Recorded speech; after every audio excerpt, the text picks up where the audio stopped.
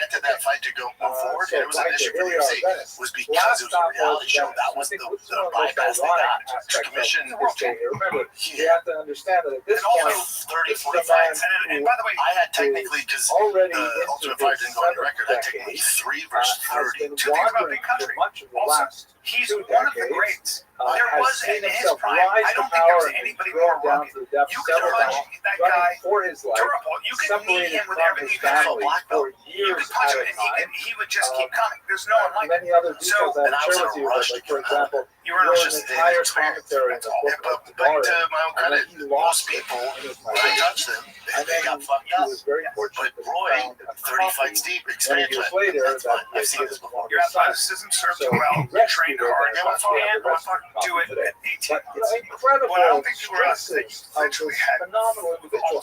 How did he manage it? At Venice, towards the end of his life, he actually rises once again into the service of a Did team. pretty well, though. You know, Specifically, Gonzaga was the a long issue time there, pass. Especially the shit out of him. and knocked out Really, Kokop. yeah, Fascinating especially that with he would be really associated with Portugal. No. Here's the situation. And it was old school back in the day. These two maps here show the Silk Road and the Spice Road.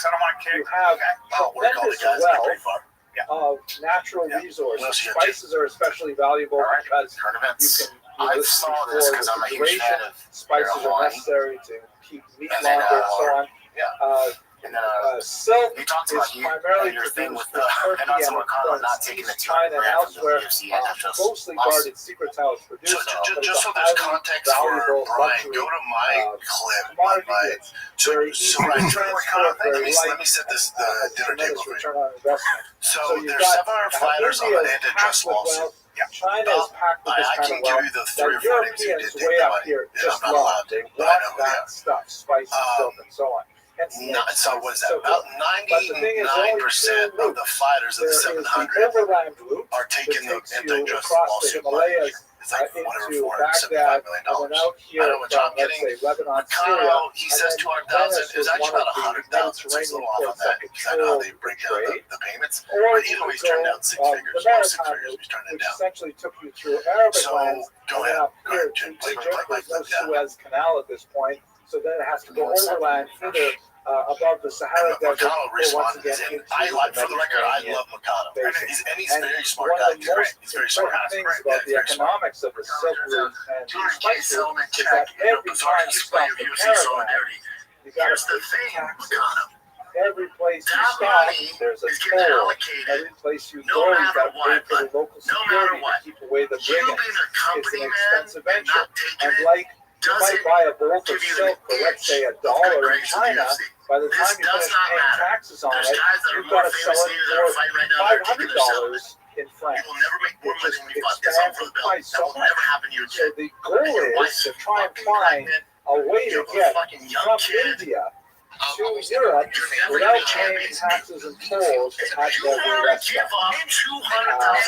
Like Just so you know, Makano, China bets with $200,000 every night.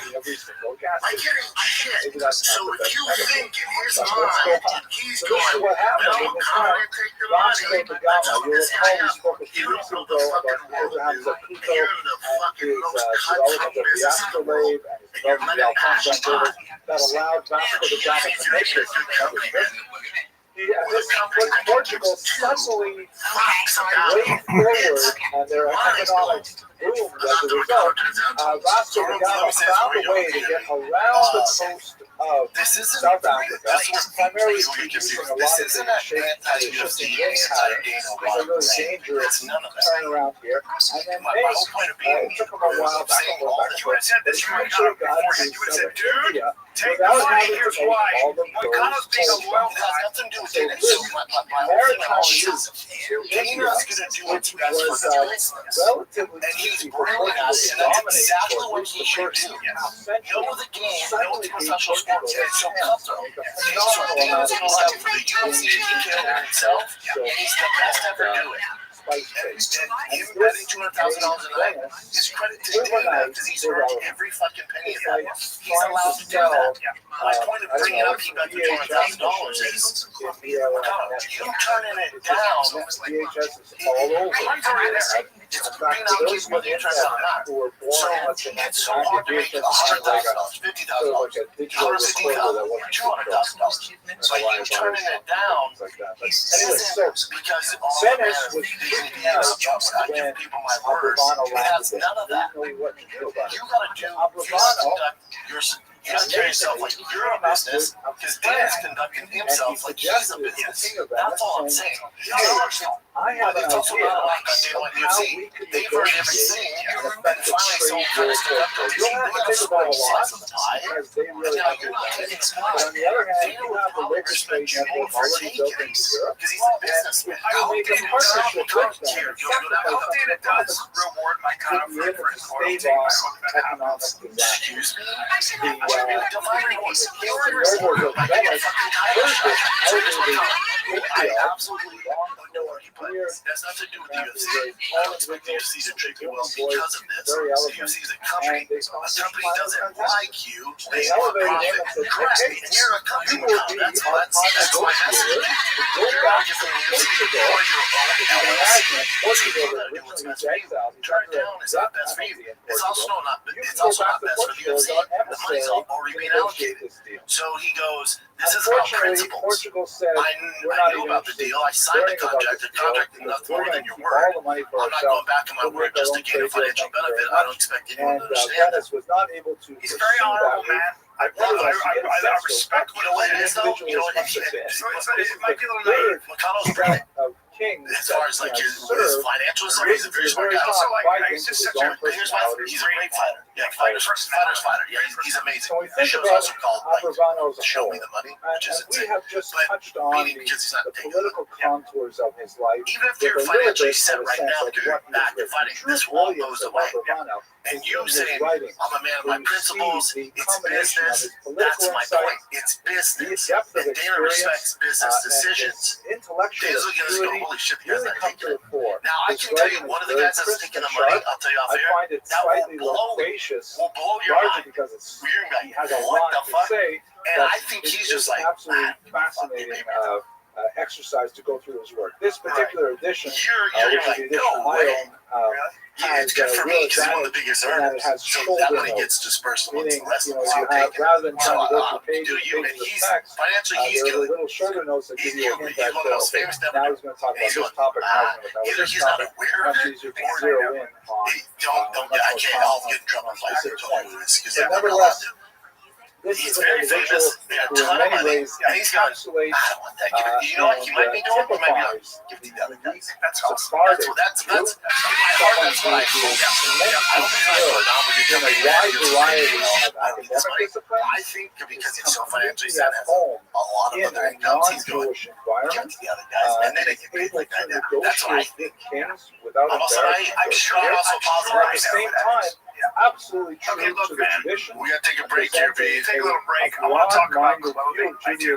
And I want to talk about the fact that you can look stylish, you can look great, you can be comfortable and not spend a fortune. I know I'm not a good poster boy right now. You know why? Because I'm not wearing any true classic, except for the underwear. I do have a shirt on. I have a I'm wearing True Classic. That's a true classic shirt. If you see me in a white tee, I'm always in a white tee. Yeah, it hugs the arms, hangs the Yes, dude. and really hugs your tits. Listen, the fans know we've been rocking True Classic for a while now, and I'm telling you guys, you can feel the difference the moment you put it on. Tailored where you want it, relax where you need it.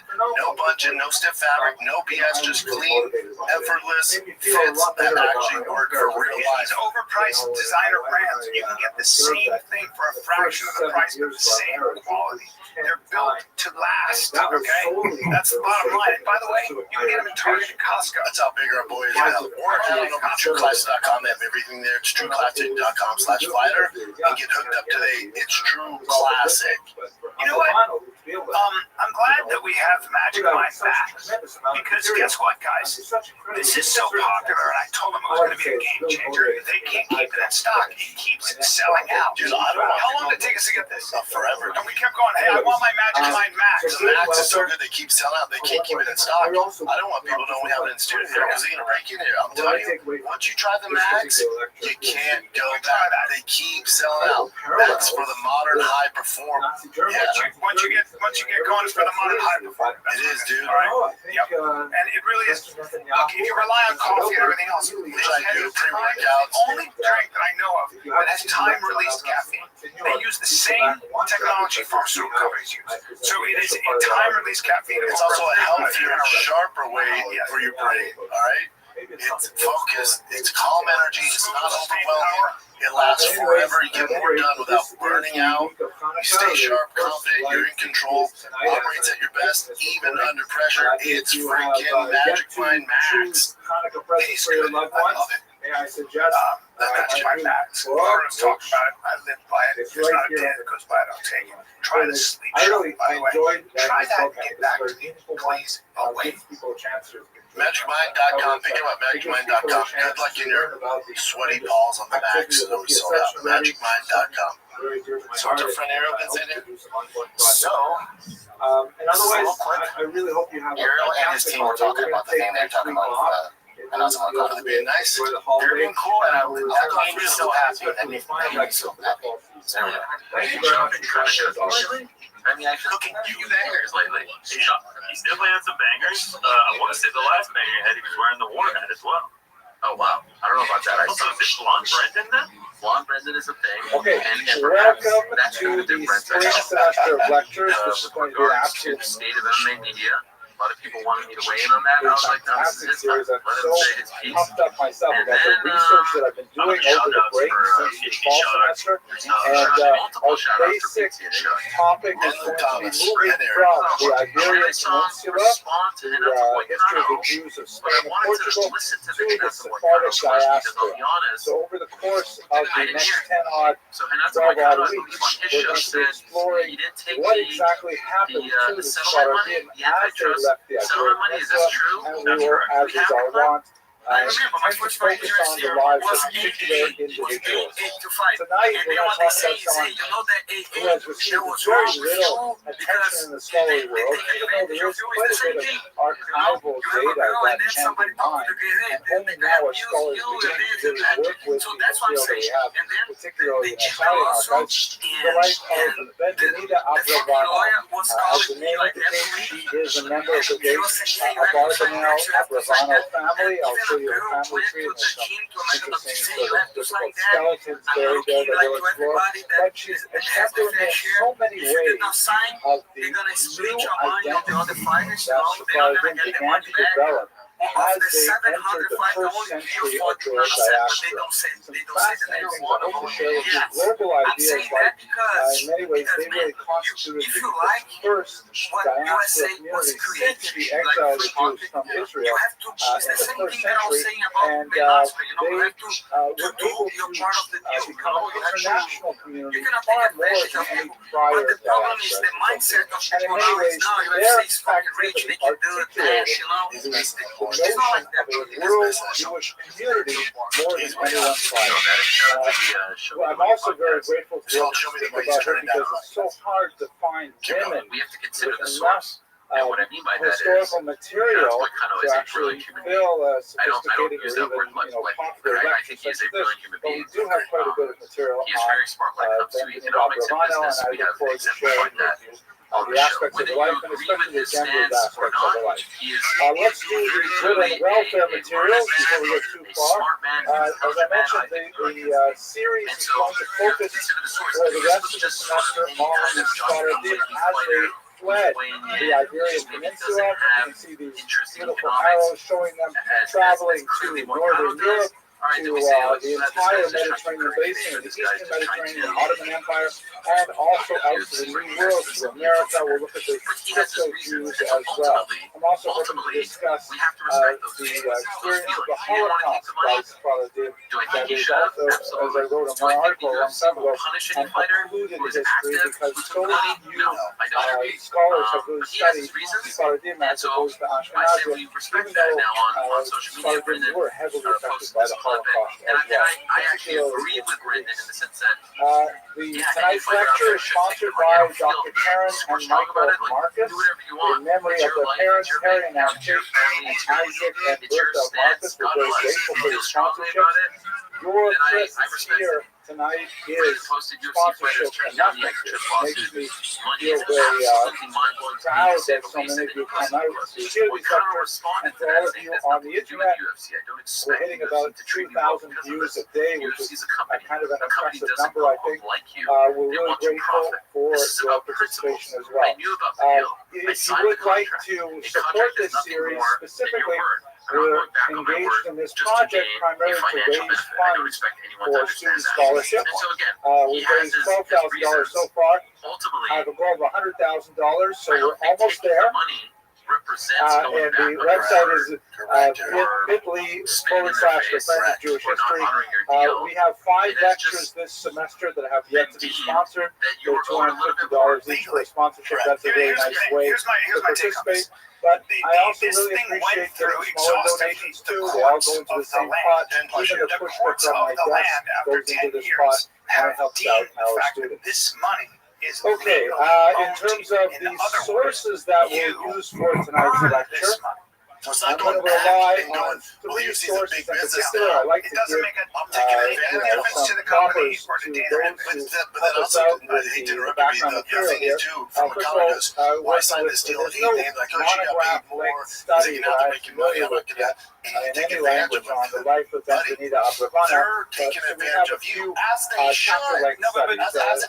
Professor Alex Edelman, a large friend of mine from Canada, at Queen's University, wrote a fascinating article on her that is in the Jewish Women's Archive.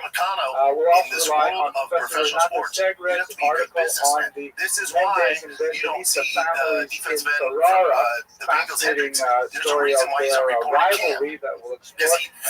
Because he knows how much money the Cincinnati Bengals are making.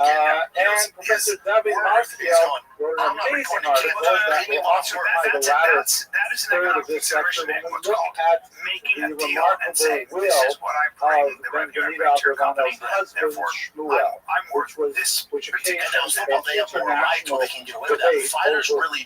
what exactly do with issues of women's inheritance rights, the customs of the secular world, as opposed even to though they got pulled back at the time, if they didn't do this, none of this money would have been. I have to say that I don't do this often enough, but I rely very heavily on the phenomenal Turo library staff. They're incredibly professional, incredibly swift and helpful. I have to say that the nicest people in the world end up becoming librarians. Because all they want to do is help you. They're just so happy you come into the library and say, how can we get you the information you need? In particular, I was desperate for one article that I didn't have, and it was shortly before the lecture, and they made it Shapiro indicated here. And then remember this. Remember this. Look at me flyers support my take too. Eddie Alvarez, and to all the Turo library staff, particularly in the basement of he's going with this. Okay, so that's the quick good and welfare. One last detail I've decided to change a little bit for this semester. This is his money. You know, for a long time I used to tell a joke at the beginning of every class, and I thought that went great. I really enjoyed it. Then for a while people complained on the internet, so I stopped telling jokes. And then people complained on the internet, hey, where's the jokes?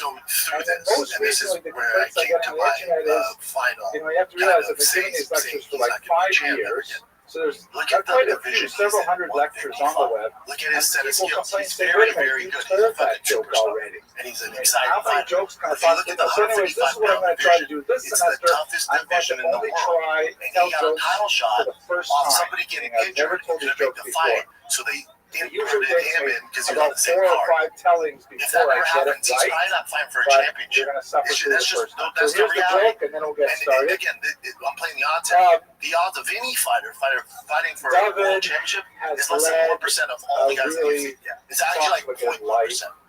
So my logic of that saying, you made your biggest payday ever. Cheated others. Are He you has set? been incredibly Are you financially all set? disrespectful of the Sabbath And and also the that money holidays, is money you've and earned. You're not taking generally advantage of lives anybody. a life To Brian's of point, this has of been exhausted through the wastefulness court of law. and And these wanting very to high-powered lawyers and the He's on judges his in the deathbed, and courtroom Rabbi and Rothschild said this to him, and the UFC all David, agreed you this is know, what after these guys this are. long life, So of you're not taking all of advantage. the They've already factored mistakes that in you've their made, business plan. all the They're bad way choices ahead. you've They're made, how you this is transgressed a the Torah in so blip. many ways. They're going, hey, Now is the time now remember, that you should denounce your unless you Yitzhahara, your forget, evil inclination. this original You should lawsuit denounce the was Satan. for You should $1.7 denounce Satan, who tempted you into all of these evil and they ways. settled Now is the for time to make your 400 stand and say what you really So you believe. see, Are actually, you prepared even to more in denounce this case. the Yitzhahara and the Satan? And David says,